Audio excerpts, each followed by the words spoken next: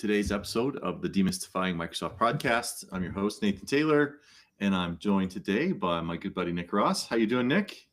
Hey, Nathan, doing well. Happy to be on with you guys here. Thanks for jumping back on. You're a regular guest, and we appreciate all the time you give us. Kind of threw you back into the rotation just because I wanted to talk about something that's coming quickly. Today we're going to dig into Microsoft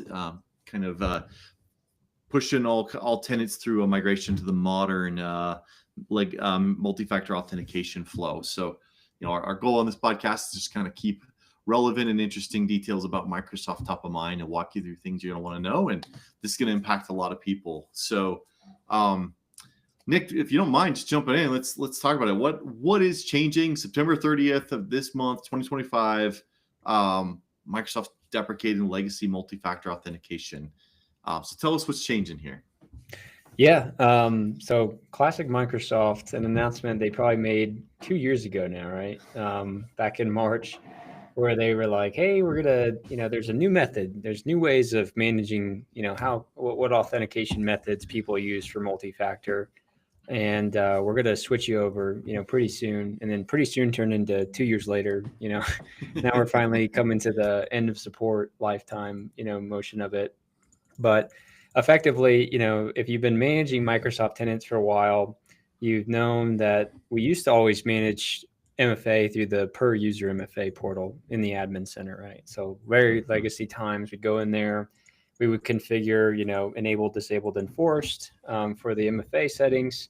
And we go into the service options and we configure things like, do we want to allow for app passwords? Do we want to have some trusted IPs that we leverage as well too? Maybe where users don't have to use MFA as an example.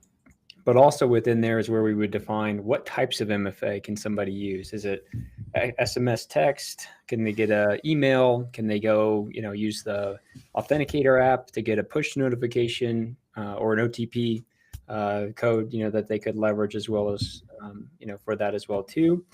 And then we also had the concept of self-service password reset and being able to choose 1 to 2 methods, that you could set up to use that the user could register to say, if you fulfill these and you get them correctly, you can reset your own password. And so those were 2 different locations technically to manage that. And along that point in time, they've done all this stuff like rename Azure to Entra and, all the various things that confuse us. And in the midst of that, they also created this authentication methods section within Entra as well too, where you really can manage all of your, authentication method settings, So basically saying, does our organization allow for Microsoft Authenticator? And if so, I can configure who actually can register for that and what types of settings that they would see as part of that as well too. And so over time, if you did not do this migration to the new settings, it would respect the new settings first, but then it would also default back to, are these other legacy settings turned on? And I think that's where I had a light bulb moment of thinking, oh yeah, this is why if you disable SMS in the authentication methods policy, but you still have it turned on, for self-service password reset, that user still has an option to register that, when they go to set up a multi-factor authentication method. And so this is basically, this migration, to kind of summarize it up all the way to the highest level, is basically saying they're deprecating those old ways of managing authentication methods in lieu of doing this one new method that's an Entra. And in doing so, there's not a huge impact, but it depends, right, on your organization and how you're managing this today. So that's kind of the top level. We'll unpack the weeds, but wanted to pause there. Yeah, and it's like you said, it's kind of these multiple layers of things. And most of us who have been admins are grateful we're not in that old authentication portal. And I'll pull up the screen here. I'll pull up on our demo 10 minutes and kind of walk you through what that used to look like and talk through kind of the changes. But I remember trying to figure out how we were going to deploy MFA across thousands of customers using that old portal and checking every box. It was brutal. You had to go enable it for each account. And, so I think this is really focused on those authentication methods and what's approved. And there's some really good things coming with this, right? By default, Microsoft is enabling things like passkeys, FIDO2 keys, the more advanced Microsoft Authenticator solutions, and most tenants don't have those enabled. And I think those are becoming business critical things to have. Your sensitive accounts you should be considering putting an authentication strength policy for your more sensitive accounts, your admin accounts, your executives, your accounting people. You need that phishing resistant, token stealing resistant authentication, and it's not available to most people now. And so I think that's a big win that comes out of it. So I'm excited about some of that. But I think it does also kind of drive, though, there are, I think, some edge cases where it puts people in a spot where it's really important that they go back and review their posture. Because I do run into tenants where people are really still relying on user by user legacy MFA enablement. And I think those people are in a bit of a more precarious position now that this migration is happening. Do you feel the same way?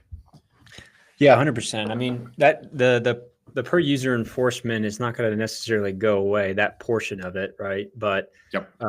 The ways that you're configuring those other methods are going to consolidate. And the biggest end user impact I can see that's going to, ripple through potentially is if, in this new alignment, you have a bunch of users that have only registered a weaker form of MFA, like SMS, as an example. Yes. And when you go through the migration process and use their tool, they have that actually turned off by default because they're saying this is like a much weaker method. It's much more susceptible to attacks and just getting breached, with things even like SIM swapping as an example. So they're going to recommend that you turn that off as you migrate. And if you do, the user then the next time they sign in would be requested to set up a stronger form like Authenticator or whatever you've configured to be their default method, as part of that. So it's gonna ripple through, but I also think it will bring this spotlight on, when's the timeline when they start to actually deprecate these other settings as well too? Like the larger impact would be if they deprecated, hey, you can't say that a user's this enforced anymore. You got to either use security defaults, you got to use conditional access policies, with the preference, obviously, if you want any flexibility, to be conditional access, as part of that. Yes. And I think that's a key call out is if you don't have a well thought out defined approach on security policies. And I think a lot of people are just like, they're still using their tenant. I just set this tenant up 10 years ago. I just use it. It just functions. Right. But it's like, I always say conditional access is like firewall rules for identity. You'd never run a firewall just wide open in default settings. You go through and you start to tweak it. You say, hey, no, we're not letting anybody in, and we're going to limit what these things can do. And I think there is a moment here where it's a great reminder that if you haven't, put a proactive thought into what your conditional access policies are, you're really in a dangerous spot. And I know your tool highlights this on a number of levels where whether your tool or the Microsoft security score recommendations of, hey, you really need to have 3 or 4 conditional access policies. It's the right way to run a tenant. You should have MFA enforced for everybody and have a policy that does that. You should have MFA enforced for admins as a separate policy because you want multiple layers of enforcement on MFA on admin policies. And you probably should have a higher strength authentication requirement on those admins. It should be requiring FIDO2. And you should have an MFA requirement for Azure management. And I think you want to get to the point where, hey, you have legacy auth blocked, and those doesn't have to be 17 policies. I think you've got a really good article on your website about what the base level conditional access policies looks like. But I think most companies should end up in a spot where there's 7 or 8 conditional access policies around compliant device and MFA and enforcement of different things. And your sensitive accounts, you may want them to hit 2 or 3 policies every time they log in, just so you have that layered security. Yeah. And I think it's a staged approach. You can get more and more strict over time if you need to, but it's also just taking a look at the landscape of, where do your users work from, right? Is a basic question you always typically want to ask. Who are those users, to your point, right? Are they CEO members? Are they admin accounts? What is the perceived risk, that we can start to think about from our attack surface that we'd look at complementing with a conditional access policy. But I do think that this is also like whenever these events occur for Microsoft, I always like to shift it from crisis mode, if you will, of like, oh crap, I've got to go fix 100 tenants. And I've got to go, figure out like the scope of whatever Microsoft's saying here into, well, what's the opportunity I can get out of this, which is to say, well, with this, it's a great opportunity. I think you were commenting on this earlier. It's a great opportunity to try to get, our users into stronger forms of multi-factor. Like conditional access. You don't even have to get into the weeds of just this being an authentication methods policy, but saying Microsoft's changing these things and we've been delaying this for some time. And now is a good time for us to move into conditional access because of these changes, right? It provides you an anchor, it provides you a foundation to lead with a story versus like, we just need to do this because we're doing it. So it gives you leverage, to have in those conversations, but also even at a more micro layer to step them up into those stronger forms, like FIDO2, passkeys, things that have evolved greatly in the past years, versus what they used to be. Years ago too. Even the basics of number matching with Authenticator, right, is another great example of. Yes. Well, that goes beyond just a TOTP or a push because we have things like MFA fatigue, right, that have gone up quite significantly too. And I think you can vouch for this much as I can. We are here in September of 2025, and in the last 2 months, the identity attacks have exploded. Yeah, phishing, stealing, phishing attacks. Token stealing and phishing attacks are just going crazy.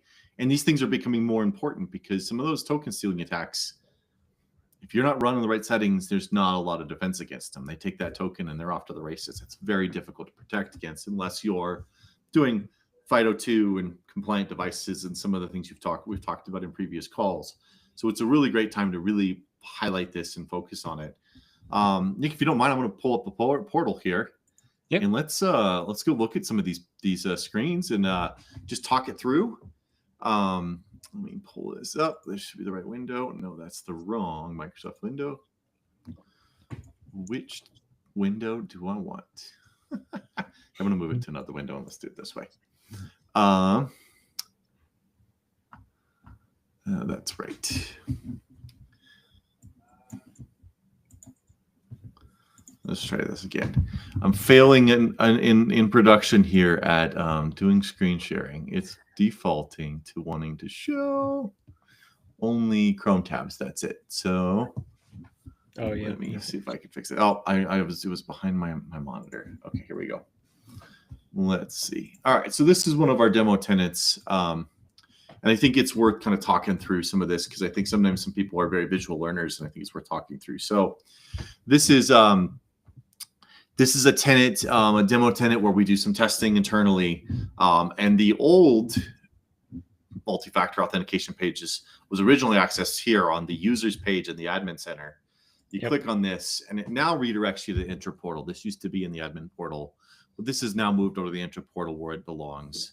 And so this is where we could go and do the legacy, enable or disable MFA on a user by user basis. Now, I think everybody agrees this is not the way to manage MFA. This is going to cause you a lot of trouble.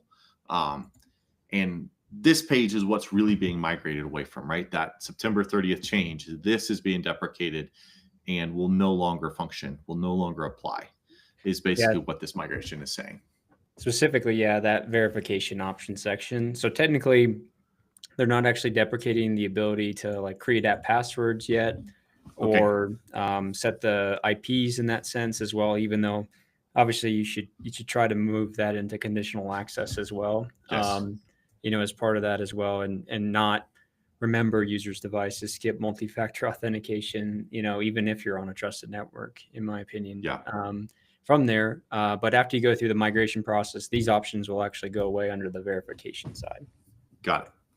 So on this side, this is access. This is the policy we're talking about here. It's under entra.microsoft.com. You click on authentication methods and it takes you here. Right on the top page, you get to see what you have enabled on the tenant. And if it's a tenant that hasn't been modified, this is going to look a little differently than this, where you're going to have a bunch of no's at the top and a bunch of yeses. And it's this button right here that you, for the next week and a half, you can still come in here and manage it. And it's pretty well worded. They say, hey, pre-migration, this policy only applies for authentication. Legacy policies still apply. You can switch to migration in process, which uses this policy on this page for authentication and self-service password reset, but it will respect legacy policies. And then migration complete will take you to where the legacy policy are completely ignored. And I can go through the automated guide, because actually the automated guide is pretty cool and it's worth talking through. So Yep. We'll click that button. I should roll this one back because it was already migrated. And so I didn't know I could roll it back. So I thought it'd be fun to run it through here. But this kind of talks you through. It gives you some links to learn more information, which can be helpful if you're not familiar. This is one of those topics that I do recommend my most common troubleshooting tool, which is if you have questions about something in Microsoft land, go ask Copilot Chat. The answers it's giving about Microsoft stuff is just stellar right now. And I just find it super useful. But I do like this UI because it really helps us talk through the authentication methods. We've talked about this before. Microsoft's showing you kind of the level of security that they prefer here. And we can go look at the auth strengths page as well second after this. But we've talked about this before. If this is really an order of what you want to be using. Voice calls are really low security. SMS has a lot of flaws. Now, I know a lot of companies where they can't get rid of SMS because there's just a set of users that aren't going to run an Authenticator app. You're not going to get them on a FIDO key. It's really hard to get them off of it. And in those scenarios, I recommend having scoped conditional access policies that say, we're going to require a stronger authentication method for most of our users, but this subset of users, maybe they work on a factory floor, they're frontline workers kind of thing. Maybe you enable SMS for those specific scenarios. I actually think the worst one on here is email one-time passcode, because I think it's kind of the easiest threat actor location. They modify your Gmail account. They get in your Gmail account. They reset your password. They can do the OTP. They can really kind of navigate through your commercial, your work account really easily through a personal account. And those get breached regularly. So I think, to me, that's definitely one that I wouldn't want enabled. So what are your thoughts just when you look at this? Things come to mind for you here, Nick? Yeah, I completely agree. I mean, that one, like you said, everybody's Gmail is like really susceptible. And if they steal that and they say, hey, go send me an email to my Gmail account, then they can just move quickly right into your work email. Yes. And so forth. So definitely would turn that off as part of these settings. But yeah, I mean, I think this would be a great time even to start communicating to clients about passkeys, in Microsoft, because they go beyond the typical YubiKey experience now, where you, have a lot of financial overhead, for those devices. Yes. They're very prone to be lost, not, maliciously in any case, but just lost from your users. So they have to have overhead in the sense of your processes to help support that, from just them being able to log back in. And then you need, the capabilities of just the user training, right? That goes into, hey, this isn't familiar for you, but you're going to stick this key into your laptop and you're going to touch it with your finger. It's a biometric on it and so forth. Remember another PIN code. Yeah. Another PIN. It's not your Windows Hello. It's not your password. But we could even start to use Windows Hello for Business. Actually is a great one, even for this, to get users acclimated to something that they're pretty familiar with, which is just showing their face.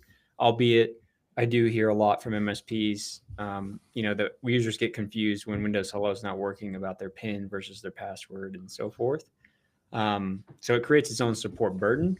But with the new passkey experience through the phone that you would have connected and have the passkey located on your phone, it's still a little bit clunky in my opinion, but it's much better, than those other methods for those purposes too.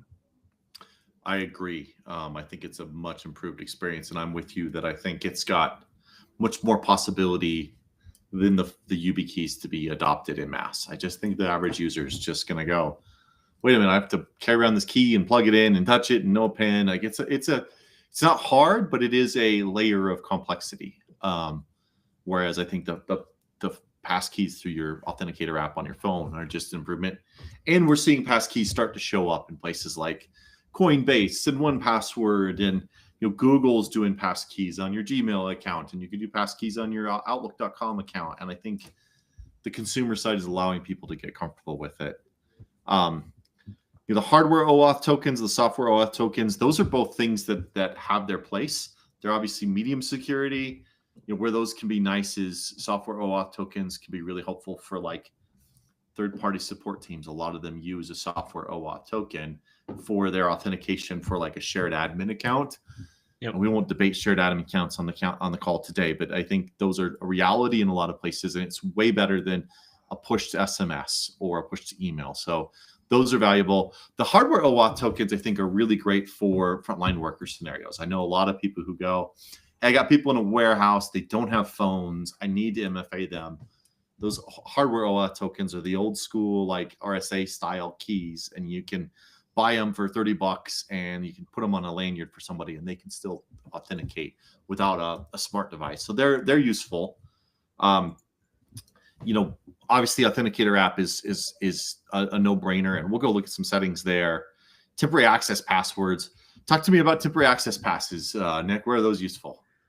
Yeah, I mean, I think the biggest use case I think I see for temporary access pass is on user onboarding, considerations where you want to be able to provide a secure method that's stronger than a password and more secure to transfer because you have more security behind it, meaning when you go to create one, you can say that it's for one-time use. You could say it's for a time-based window, as an example. So it's kind of like PIM, where it's like just-in-time access concepts being driven, within there.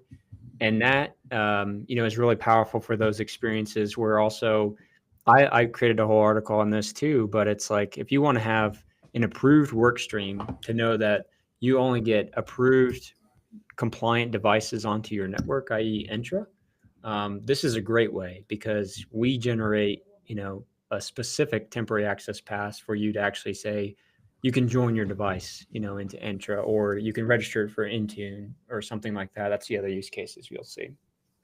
Yeah, absolutely. And it is worth coming here and reviewing these. You could do one-time use. Maybe you're worried about, we've used these before with like people like, hey, I need to get in. I lost my device. This really allows you to use this tool, but not have it be, a big risk for you. Yeah. So we go through up the list, of course, we got passkeys in FIDO 2.0. And so we'll go look at passkeys and authenticator settings here in a second, because I think it's useful. But I'm gonna go ahead and hit migrate on this tenant. It is a demo tenant, so we're able to do it here live. And so now this tenant is really locked down to TAP, Authenticator, and FIDO2. Those are the really only three ways you can get into this tenant, which is great. And the migration is complete. Now, I think the interesting thing about this migration, Nick, is I have one main concern here, and I'm very curious to see how this goes. But I'm with you that I think Microsoft's going to default this to a more secure set of options. But I'm curious if it drives a lot of users having to modify their MFA on October 1st. If we're just going to see a flood of just people like, wait a minute, why are all my users getting prompted to set up another authentication method? Do you have a concern that that's going to happen as well across the millions of Microsoft tenants? I do. I mean, I think that there's going to be a pretty big spike because even by default in that migration process you just went through, it turned off SMS as an example. And like I was saying earlier, if you only have that, then the next time that user signs in, they're going to go, oh, wait, like something changed. You need to register this. And that user may go through all the way through the process and scan a QR code and do all that. But we know a lot of those users are going to pick up the phone and call, help desk, their MSP, whatever it might be in that situation. So I think it'll be pretty significant. I would hope to say that a lot of people have been on, well, it's two different stories here though, because it's like, I'd like to say that a lot of people have been on Authenticator, but then when you look at the actual statistics, only 41% of Microsoft accounts have actually adopted MFA altogether, which is just wild in and of itself, right? So it's like, this wouldn't necessarily change that if you're not being enforced it today, right? But still, I think that speaks to probably the maturity of the norm, right, of what people are using as far as MFA goes. Yeah, absolutely. So let's go look at these policies a little bit more. Let's go look at the passkeys. There's not a lot to configure in here. You can enforce some key restrictions and specific keys, and you can enable Authenticator. But generally, I've seen this pretty stable one. I think you can get yourself in trouble, especially if you enforce key restrictions on FIDO keys. I think you get too prescriptive here. There's such a big improvement with FIDO, unless it's a super sensitive tenant, and you really want to. Yeah, I could see if you had a tenant that you're like, hey, the security on this is important. We have 25 UB keys, and that's all we're going to have. And if we had the 26, we want to know when that happens, so we can keep track of them. Then you might go start enforcing this and getting GUIDs, global unique IDs. But I think in general, I would not mess with too much in here. Do you feel the same? Yeah, you do have to set up one of these settings. I think it's at forcing attestation to yes. If you click on that in order to, or maybe it is in key restrictions, but it's for the passkey settings. Yeah. Where you can then, select Microsoft Authenticator as part of that, which would then allow you to set up your passkey on your phone, with that as well. Okay. So you're saying this is, these are new technologies, even for those of us who are in it every day. So in order to do the Microsoft Authenticator passkey, yeah, you gotta choose that, and then it'll automatically populate those for you. But that's basically the GUIDs for iOS and Android, so that you can set up the passkey on iOS and Android, as part of that. It's interesting. Yeah, I think I'll have to look at some of the other tenants where I've set this up. I've been playing with passkey. I don't remember having to go too detailed in here. So that might be something I'll dig into some more. But there'll be some things to play around with here. And I would say as an admin, if you're an admin and you're not playing with passkeys on Authenticator app, you don't have a UB key, you need to have one. You should be using them personally. If you're not protecting your 1Password and your Gmail account with those, then you need to step it up, and you need to be using them at work just to understand how they work. Because I think it's important that you use stuff before you think about deploying it to users. Yeah, I personally like to do the dual combination of a UB key and in the passkey. In case I don't have the UB key physically with me, then I can just use, for those of you that are familiar, it pops up a QR code that you scan, and then it looks for the passkey on the Authenticator app, for you to say, oh, this is approved, and then you move into your sign in. So, it's good for the flexibility of unless you're hanging that thing around your neck or in your keychain or something, yes. Then you have your gaps potentially, where you're not going to have the UB key with you. It's a good call out. And I think the other variable there is if you already use UB keys personally or at work, then you either need a second UB key so you aren't locked out, because you're right, you want to leave one where you can't lose it, leave it in your safe, leave it at home. Or the passkeys are a great workaround, and I'm similar. I use on a lot of apps. I use a passkey and a UB key, but then you kind of want to be careful about where you're storing that passkey. Is that something that's transportable, or if you're putting that passkey in 1Password, make sure 1Password is properly secured. So which is not hard to do. Tools like 1Password are pretty securely designed, where you have to have the secret and the password and an MFA token. It's almost triple factor. Secure, but it's still key to keep on top of that. I do like turning on these three things. Although the third one not so much, but in the authenticator settings, I do like Microsoft enforced, I think, this for the number matching that got enabled on everybody. But putting the application name and the geographic location can really help when you're getting, authentication pushes you didn't expect, right? Maybe you got a device somewhere that triggered one. I've had that happen. You have a device at the office that you signed into, and it reboots, and all of a sudden it's pushing authentication. It's really nice to give people the data, because it just lets them have one more sense of, hey, did somebody steal my password and trying to log in from a device I don't know? And so I really like turning those two settings on. Have you played much with the Authenticator on companion applications? This is like allowing the Authenticator to run like Outlook. Outlook has a version, Outlook for iOS, and I think Android has a version of the Authenticator app in it. And for some orgs, they just don't even deploy Authenticator app. They just deploy Outlook and have the Authenticator in that app. Thoughts on that feature? Yeah, I've used it. I wouldn't use it for the latter statement that you made of like that's your universal, Yeah. app for this is Outlook because it's Authenticator Yes. Lite, right? It's a Yes. version of it, and it doesn't give you the capability to set up like other MFA codes that you were probably using for your work, most likely in a lot of these cases. It's nice in the sense that it doesn't do that thing if you're familiar with the user experience of if you sign into Outlook, it takes you to it redirects you over to the Authenticator app and redirects you back, and you kind of go through this weird experience on your phone of going back and forth versus just getting the prompt in app and accepting it and, seeing your mail, from there versus the redirects. Yeah. But overall, I would not ever use it as a replacement for Authenticator or anything like that. Yeah. Makes sense. Well, let's poke through a couple more of these portals and then we'll wrap it up here. Authentication strengths. If you haven't played with this is really how you can start to really drive that, different levels. These then get referenced in your conditional access policies where, this is covers a lot of the options right there. The multi-factor authentication is just MFA. Basically, any option in here will qualify for this. So it's good to have at least this as a minimum. As you said, there's like 50% of tenants that don't even require that. So it's a big win if you're not doing that. That level is great. Passwordless MFA is Windows Hello for Business, FIDO 2.0, certificate-based, or the Microsoft Authenticator. So this is where a lot of tenants can get to in a reasonable level of their. This is where you can get most of your users, I think, to this. And then your phishing resistant really means FIDO 2. So either certificate-based, which can't really be hacked, you have to push those certificates, or it's a FIDO 2 or Windows Hello for Business. And I do think Windows Hello for Business is worth calling out.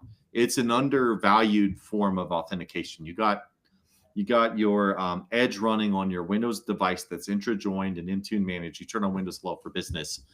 Any authentication it does is fully FIDO 2.0. So there's a lot of value in that because FIDO is so secure.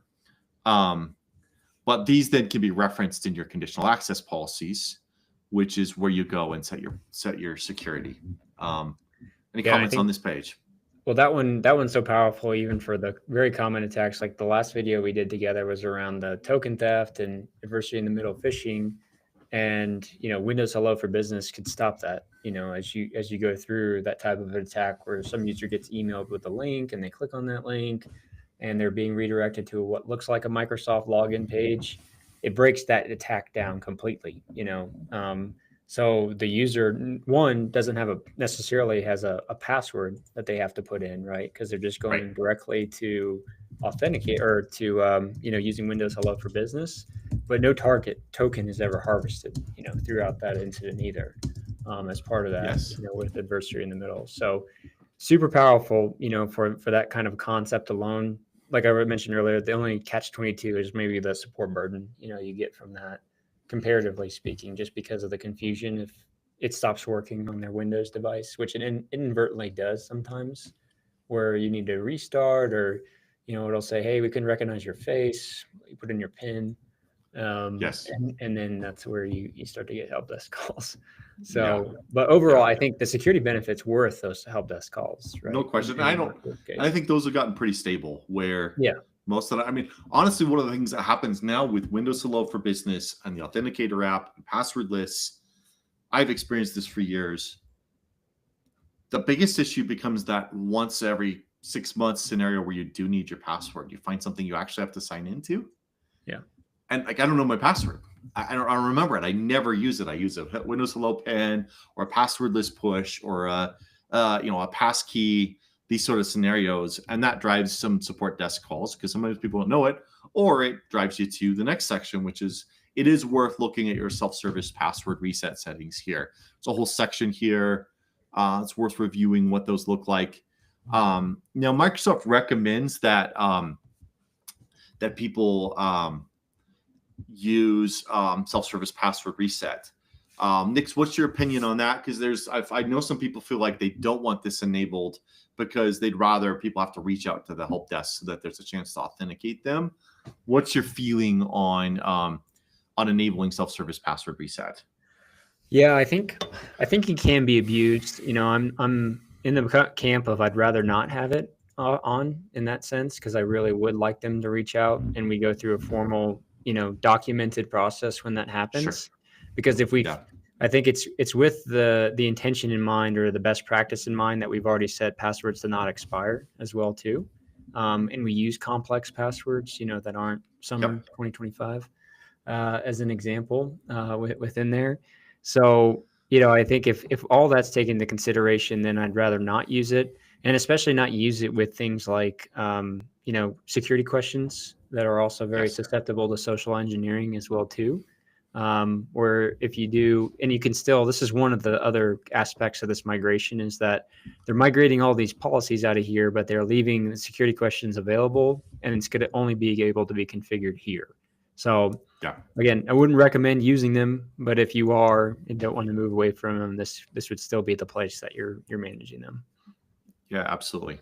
And for some orgs, maybe you've got high turnover of frontline users and that you get a lot of ticket volume for reset. Well, maybe you come in here and you do say, no, I do want self-serve password reset. Yep. And you do enable it because it does have a material impact on your scalability. And, maybe you've got higher levels of authentication on sensitive accounts. So people resetting their password has less impact on you because you're confident in that.